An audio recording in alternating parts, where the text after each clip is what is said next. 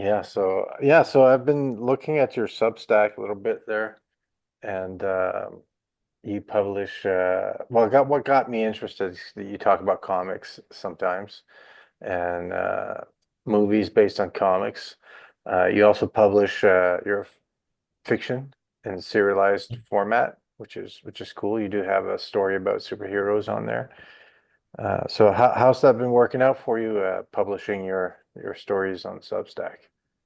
Well, I probably have a more read. If I like there's more of an immediate response than I get with the printed novel. So that series of superhero stories originally started as two novels, which are currently out. So it's continuing from that, and of course, um, so clearly I've not quit my day job yet. So it's slow building up that readership.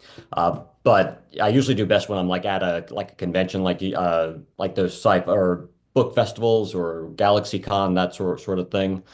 So I do pretty well there, but publishing online, you do get that more immediate. It goes out to however many subscribers you have, and then several of them they hit the like button, they comment, um, or they you see that they keep coming back. So that's very rewarding and very motivating. So it kind of helps me keep up the pace and uh, it encourages me to keep up the progress basically. So it's going well so far. Good.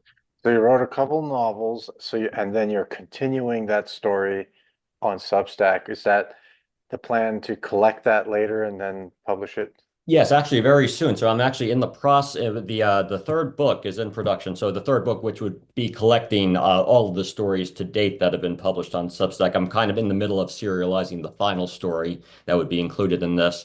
So that's going to be called The Faceless Man and Other Stories. So it'd be the third book in the Terrific series. Actually, these are the first two books here. For a visual aid. So it started with this book, The Flying Woman. Basic idea is young woman gets powers, has to figure out how to become this perfect superhero, even though she feels nowhere near qualified for it. And then that continues in this book, in which her best friend takes the lead of this book.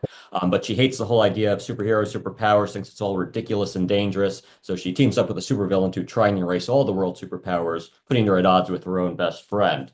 And then basically continue with the same stories, with the same characters in this online book, kind of giving different characters the lead. Because kind of what I've discovered as I've been looking at, the ongoing movie series of superhero properties, one or two movies seem to work well, but then after that, movies don't seem to have the right structure to continue those superhero stories. So it works for the origin story, works for that one status quo story. And then like a big event like Avengers Endgame, something like that. But it's missing the smaller stories in the middle, kind of giving the characters the breathing room that they need. So kind of like if you think about the X-Men, they'd have those big, epic save the world or the Dark Phoenix saga and all that. But then they'd have the quiet issues of just bouncing around the mansion, just the characters being people for a bit, and then you'd get to the next big storyline. So like the movie series, that it's hard to fit that stuff in. So I was finding it was kind of similar with novels. Two novels worked. It was kind of hard to adapt the superhero genre to prose, but two novels I was able to pull off. But that third novel, it felt like I kept missing a lot. It was a weird combination of too much and not enough. So the smaller serialized stories that kind of build on each other, that's allowed me to fill the gaps. Um, and then I've also realized I have two more books instead of one. So this will be the third book. Then I'll have one, probably a fourth one, that will kind of finish it all off, still in this format of the smaller stories that kind of build toward the big climax and the conclusion. And then on to the next thing after that. So that's probably my next year. Right, right. Yeah, that's actually a really good insight. Let me just see if I understand properly. Sure. So, kind of like the movies and the novels are kind of required to be this big thing because there's a lot of energy spent, a lot of money spent, especially on the movie side. So they tell a kind of a big story or an origin story. It's got to feel like important, Right. if you will. But so using Substack to tell stories in shorter chunks, you get to be maybe a little bit more episodic or a little bit more low key with those. Yeah, closer to the comic book roots, where you could have the sing that one part story, or the two or three part story. rather than, thinking about, a big movie that needs to, sustain that momentum for that period of time. So you can't really, like, I think I remember with Avengers Age of Ultron, there was that scene in the middle where, they were at the Hawkeye's farm, family farm, and that was necessary to kind of slow things down, give the characters their moments. And I think I heard that like Joss Whedon had to fight to include that because the studio wanted them just go, go, go on with the plot. But you need stuff like that. So smaller stories are better able to kind of sneak those moments in, rather than, getting a little too plot heavy at the expense of the characters. That's a smart way of using Substack like as a medium, if you will. Yeah. I don't know if that's the right word, but anyway, it's the internet kind because I much prefer reading in a book format. I like sitting down for 45 minutes, an hour. It takes me that long to kind of get immersed. Whereas online, it's more like in smaller pieces, in smaller segments. I like to read like an article. So yeah, that's smart to kind of adjust according to that medium. Yeah. And then of course we'll still be in book form regardless. So both Yeah. both preferences will be catered to. But then it gets collected Yes. as a series of chapters that Yeah, so make up a it'll be bigger like a story. collection of short stories, or just be kind of longish short stories. But yeah, so instead of like standalone short stories, it's short stories that, there's a sequence they Right. lead into the next. Some are a little more standalone than others, so there's a mix in there, like in a normal comic book series, but Right. in prose. So are you selling your book out of your website or where can we Yeah, buy your so book? the novels are published through Amazon, and then there are other online bookstores where it gets distributed from. But I publish through Kindle Direct Publishing, is Okay. what I use, the platform I use. Right. So yeah, So that's a self-publishing yes, it is. Yeah, branch, right? self-publishing. Yep, Okay. Well, good job. I know it's hard to write a book, so it is. yeah, yeah. So you're really into comic though. One thing that we connected on was uh we you managed to find your way into the Discord, the Comics Oh Odyssey yes, Discord, and I was bragging up this book. Well, I don't know if I was bragging up or ridiculing it, but kind of both in a way. yeah. The DC Finest. So DC's been doing a thing that I've been complaining that they should be doing for like a decade now, which is just take all the old stories and just put them in a book like this that you can read, reprint them because like it's so cheap to do this. They don't have to pay new artists and writers and just do the stories of these characters that are global, icons. And so this was the first one they published, the very first stories of Superman that I had never read. Were you familiar when they I came had out read, with so I this? have a reprint of the first issue of Superman. So basically, that kind of reprints, I think, the first few issues of Action Comics, and then adds a little extra material. But Yeah, that's all I had. So I hadn't read beyond that essentially. yeah. So there were some stories before that I had missed, and then some after that. Yeah. So basically, that first issue of Superman makes him look a lot better than some of the other stories around that. As you say, yeah, it's weird because it kind of reminded me of. Have you ever read The Once and Future King? No, I don't think I No, did. okay. Well, it's a retelling of the King Arthur legend, and one of the main themes in that is that Arthur is born into a world where might makes right, and then his life's mission is trying to constrain might and channel it toward right. But then, of course, as he gets older, it kind of all falls apart again, and the world goes back to might makes right. So, kind of those early stories feel like Superman kind of oscillating between might makes right and channeling his might toward right. Um, yeah, and almost like the Jerry Siegel and Joe Shuster were kind of figuring that out themselves as they were kind of wrestling with all the social issues they wanted to tackle in those books. Like, Yeah. yeah, I think like you had done a full video post about that issue where Superman goes to war against bad driving, and he goes way overboard. He is a supervillain in that issue. Like, he is not a super that he is the world's first supervillain there. Uh, But then other ones, he is simply trying to stop people who are causing harm, physical harm to others. Yes. He's definitely not the Superman that we know today, but he's at least trying to prevent harm. So that's a little more in line. But then other times he goes over the line a bit. Um, Yeah. Yeah. A bit. Yeah. He's throwing people across mountains and dropping them off of windows and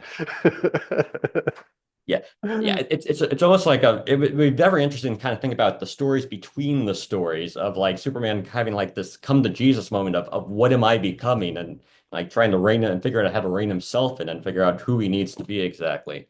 Yeah. But yeah, I find these Golden Age stories they're good creative stimulants because it's all stripped down to the the purest essence, very rough. It's mostly the visuals are much more memorable than the stories in a lot of cases. It's just there's this elegant simplicity to some specific panels that just sort of pop out and had that timeless because it's a time when it was all new. Yes. The world had not seen much of this before. Now, I mean, we're all jaded now. We've seen superheroes for decades, all our lives, but it was a new and shiny thing at that point. So that kind of makes it a little more interesting when you think about it in that historical perspective. Yeah.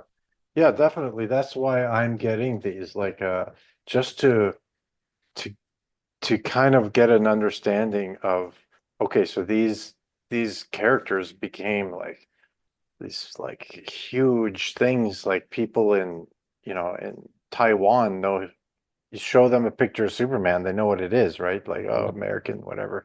And but to know, like, to kind of get the building blocks of this, I was surprised how uh it's not as wild and zany as I expected it to be. It's actually pretty grounded, like union issues and like uh,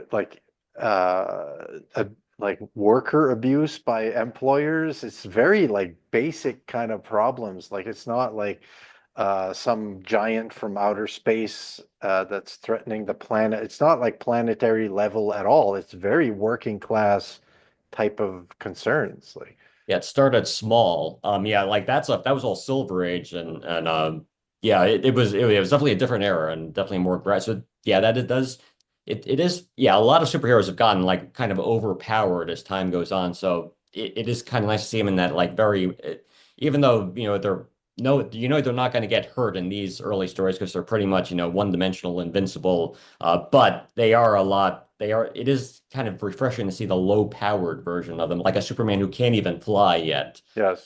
Yeah, I think that was the Fleischer cartoons. Might be the. I could be wrong by that, but I think that was at least one of the first times that he actually started flying. Oh, really? Um, but yeah, actually, what I heard, and I'd have to double check this, but I think the animators in the I think the first one they animated him jumping up and down, and then they kind of asked, it would be a lot easier if he could just fly across the screen. Um, Oh. and then he started flying. Right, right, because of technical limitations. Is this the only one you've got of the DC Finest, or? No, actually, I have the Justice Society as well. Okay, Um, I have that one. I haven't started reading that yeah. one. My plan is basically I'm gonna get them all, and the ones that I find that are most compelling, if they do subsequent volumes, I'll do. I've been reading Justice League. Mhm. What's been interesting about this one is that all the stories are written similar to the Superman one. They're all written by one guy, Gardner Fox. So, and this guy is bananas. Like a lot of these stories, uh, it's very. I like the concern is more about making an interesting plot than really being like making compelling characters. The characters are more there as like pieces to move the plot along, and it's very like sci-fi, very sci-fi oriented, and it's more like here's a plot puzzle. You're not gonna figure out how they solve this, and then they solve it in a very contrived, like over the top manner, but it's um not quite as compelling as the Justice League. And then so far the one I've liked the most is this one. Um this is more my jam. A little bit more down to earth, more character driven, even though like it's a crime mystery. Green Arrow. This is 1987. So Yeah, I I have don't know if some of it's that. I don't have that volume, but I have some of the individual issues, I yeah, think. yeah, yeah. I don't know if it's like the fact that like I would have been the age range that this was trying to appeal to in that era, that's like it's a generational thing. But to me, this is more my jam. I read the Flash one. A lot of the stories are boring. He solves everything through the power of vibration. Yeah, but it's like even like the stories that kind of suck, I still find it interesting to see how they developed this. They built this visual vocabulary to communicate superpowers. This was like never done before, right? Like it's all that's how it started, right? It's very interesting. And interesting that Gardner Fox wrote that Justice League volume because he actually wrote the Justice Society volume. So, he's had a long career. Yes. Though he's a bit more Yeah. grounded in though the Justice Society when that's sometimes it's straight up propaganda. There was wartime. Like even J. Edgar Hoover is a character he's not identified as J. Edgar Hoover, but the FBI chief, and they make a point to say that he's a swell guy, and he gives a little patriotic. Let's see, Yeah. actually, I had let's see, what does he tell them these guys? So actually, when the Flash comes back from a meeting with Hoover, he says, of course, I had no trouble getting in to see the FBI chief, and incidentally, he's one swell guy. Well, he wants all of us members of the Justice Society to come on down and see him together. And wait, and he's let's see. Oh, now that you're all here, let's get down to cases. I've called you here to help the USA fight its internal enemies, spies and saboteurs. America, as you know, allows free speech and free press, but our generosity and liberality is being taken advantage of by undercover agents of foreign countries.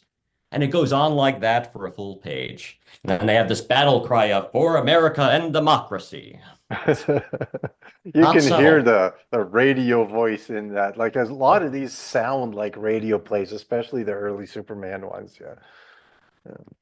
Yeah, it's yeah. I wonder Definitely, if and it's interesting how the Justice Society was structured because the Justice League was kind of more of like a team. They were actually working together in those stories, right? In this, the Justice Society was basically like an anthology. It was a framing device for an anthology to kind of tell solo stories of all the individual members. And I think in the oh first one, it was really just it was like a gentleman's club of the Justice Society sitting around the table swapping stories of their exploits. ah And then starting in the second issue, they were working toward a shared mission, but individual slices of that mission. And I think all their regular artists who normally worked on that character would draw that part of the story, and then it would tie back together at the end. Um, but yeah, and then of course at the end of each little chapter, it would advertise like follow the Spectre's adventures in more right fun comics. Of course, ah when you think of the Spectre, you think more fun because he's a fun guy. Yeah, that was not quite the right match of character to a series title, but yeah, it was weird. And they also had this gimmick where if a character graduated to their own series, then they became an honorary member of the Justice Society, and they kind of fell to the background. So Superman and Batman were honorary members at first, so you barely ever saw them except they would just have maybe one or two quick cameos. Then the Flash got his own series, so then he became an honorary member. Green Lantern took over as the chairman until he got his series. Then Hawkman took over as chairman. But then our man, he was in the first couple of issues, then he just sort of disappeared, and they didn't give him a good send off like the others. Probably because his powers are based in drug uses, so you can imagine there must have been some intervention between issues or something like that. right somebody at the Comics Code Authority squawked a little bit and laid down the law. But that's cool. I think I might like that better than Justice League. Then, like if it's a little more single character focused, then I find when the cast gets a little too overcrowded, even some of these panels look, it's just a bunch of heads. with word Mm. balloons, there's not really anything going on, so it's a lot less interesting to look at. Yeah, yeah, Yeah, but though I find like this probably could have been like half the length, and it would hit the spell. Like you kind of get the point after a while. So it is pretty repetitive, but it is interesting to kind of see the variety of the different types of characters who were in play at that point in time. They're basically like colorful blank slates. Mhm. Is kind of what they come across as.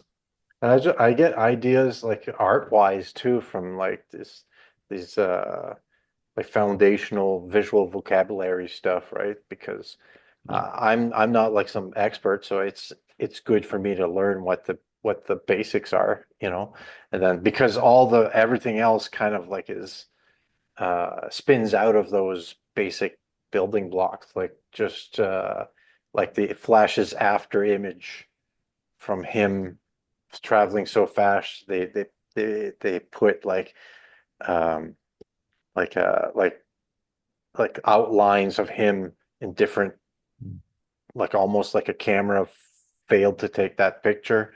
There's just like a little motion blur, so it's that sort of thing is really cool. Yeah, yeah.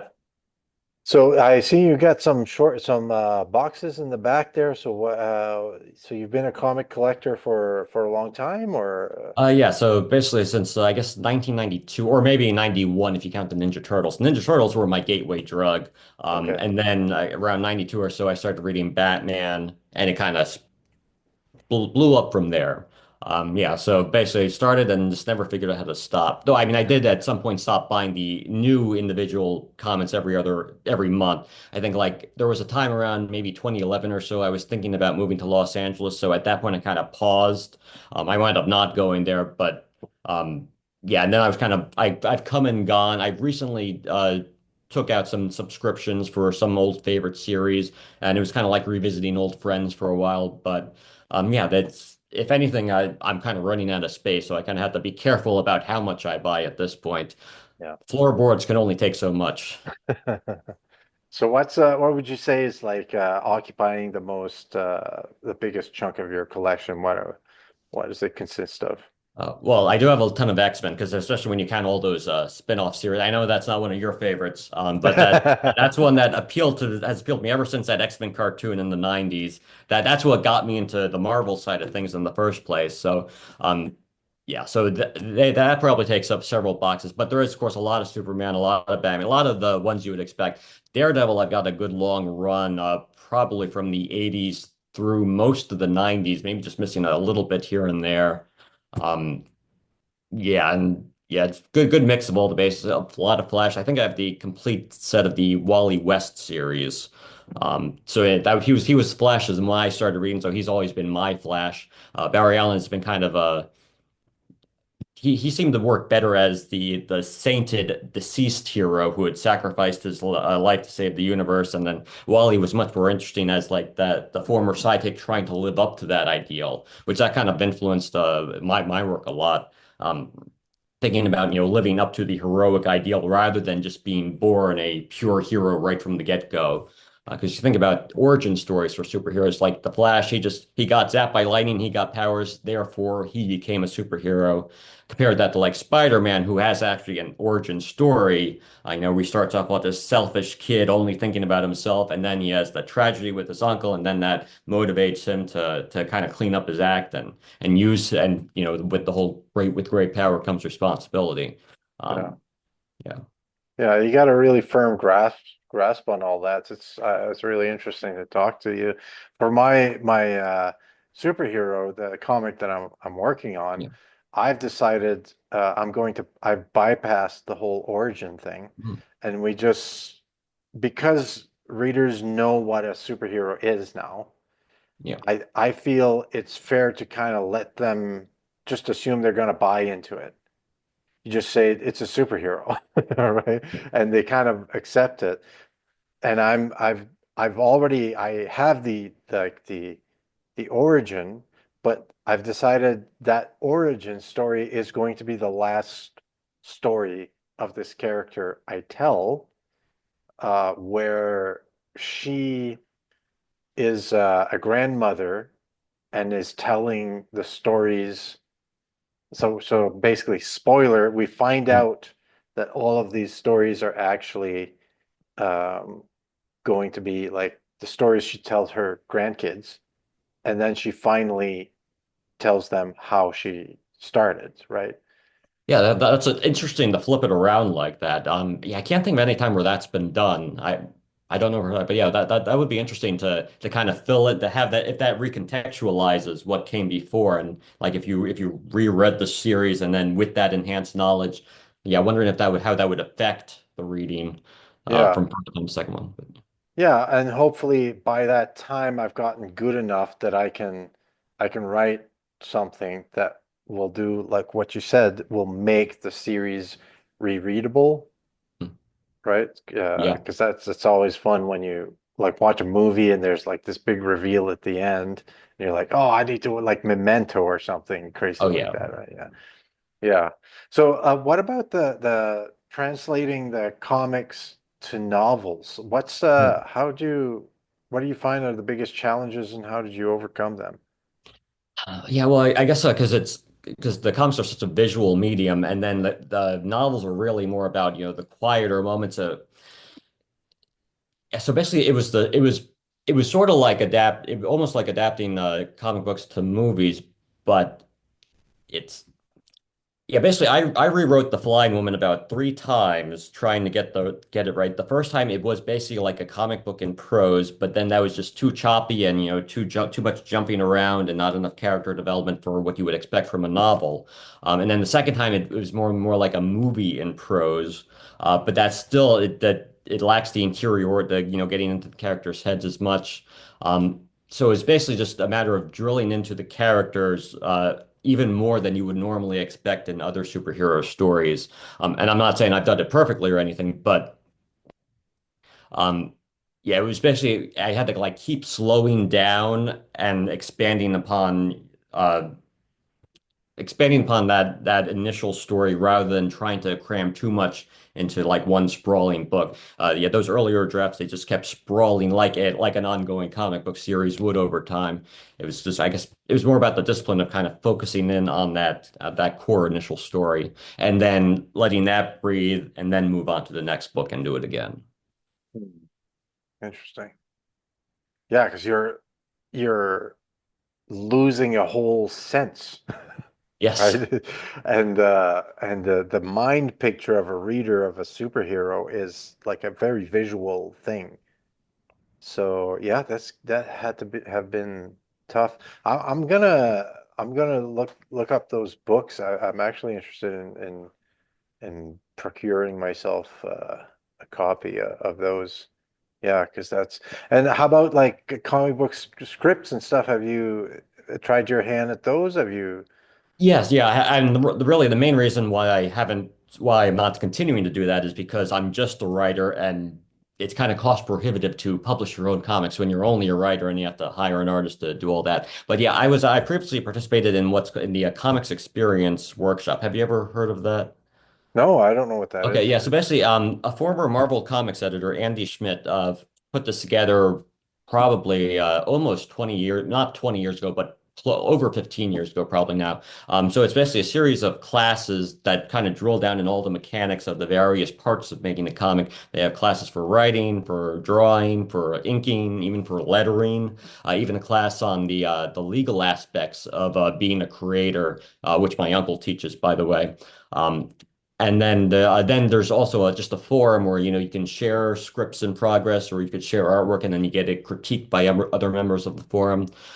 So yeah, so I learned how to write a comic book script through them, and I wound up developing a short story through them that I do have on my Substack. I published it there 'cause if there was going to be an anthology at one point, but that fell through. So that's the farthest I've gotten with comic book writing is I have that one complete short story that has full art and lettering and all that. So it was fun to learn, and it is very hard because you have such little room for actual words. So it's the total opposite of a novel. And also just thinking about the pacing of the specific panels and trying not make sure you don't cram too many panels on the same page. And also thinking about the final panel, the page turn as having some sort of question that pulls the reader to the next page. So yeah, and so basically I learned a lot about writing generally from that by focusing on just how efficient comic books need to be.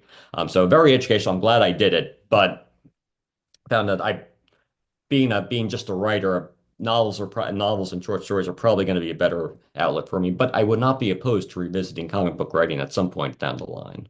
Right, right, right.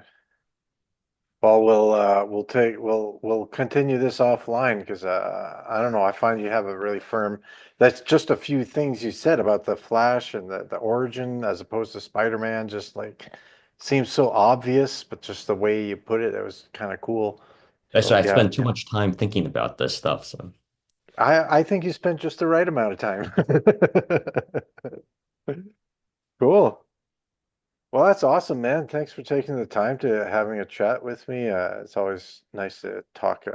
I think what would be fun is try to assemble the Justice League here and have everybody who's been on the show on one call and one big huge conference call. I think that would be fun. that So would be fun. yeah, we'll see what that can do. So anyway, your Substack will be linked down below wherever I put this, and people should check it out. Obviously, you got a good grasp on what you're talking about, and you're an interesting guy, so people should go check that out. Well, thank you. Thank you for having me. Yeah, no, absolutely.